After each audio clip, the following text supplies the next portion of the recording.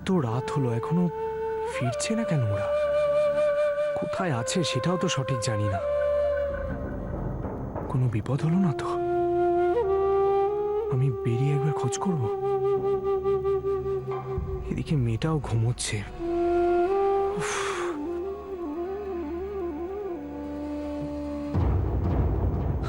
কোথায় ছিলে তুমি? আরে ফিরতে এত লেট হলো কেন? বৃন্দা, বৃন্দা, ওখানে কোনো গোলমাল হয়নি?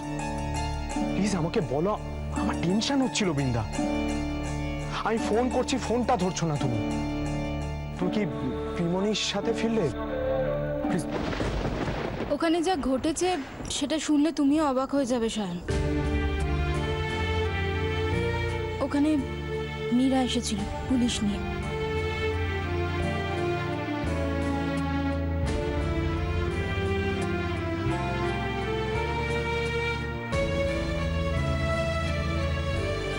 আমি কিশোরের স্ত্রী, কিন্তু আমি বর্তমান থাকাকালীন ও আরেকটি মেয়েকে বিয়ে করে আমাকে ঠকিয়েছে। তাই আমি ওর বিরুদ্ধে কেস ফাইল করতে চাই।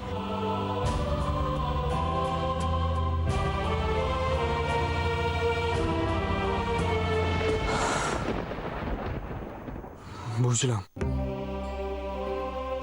তুমি যা বললে তাতে আমার চিন্তা আরো 10 গুণ বেড়ে গেল বৃন্দা।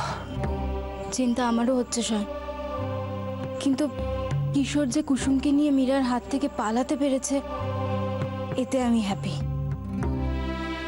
সেটা ঠিকই, কিন্তু আমার চিন্তা হচ্ছে তোমাকে নিয়ে। আমাকে নিয়ে কিসের চিন্তা হচ্ছে সায়ন?